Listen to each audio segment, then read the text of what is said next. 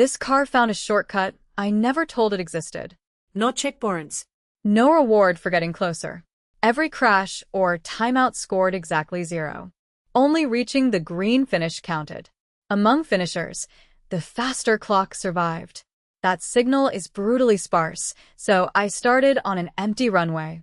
At Generation 0, 6 of 240 random policies finished.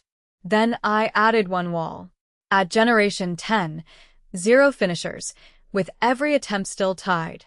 At Generation 12, 2 mutations found the broad detour. The best took 12 seconds. The final course points straight into a closed pocket. The lower escape is broad but long. The upper corridor is shorter, but tighter. At Generation 40, only 2 drivers escaped, both underneath. The champion took 10.4 seconds. At Generation 44, 2 upper finishers appeared. One was a neutral mutation of a parent that crashed inside the pocket.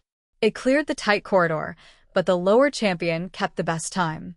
1 generation later, a child of the faster upper explorer finished in 10 seconds and became the Cyan champion. By Generation 52, it reached 9.68 seconds. The policy sees 9 range sensors plus the finish bearing. Mutation changes a small neural network. Finishers reproduce by time. Neutral explorers keep sampling. No route is encoded. I froze the champion and moved the start. It finished 4 of 5 unseen cases. The lower shift still hit the wall. So this selected run found a faster route with no breadcrumb reward. It is not an average success rate. I designed the curriculum and course. The clock, not my path, chose the winner.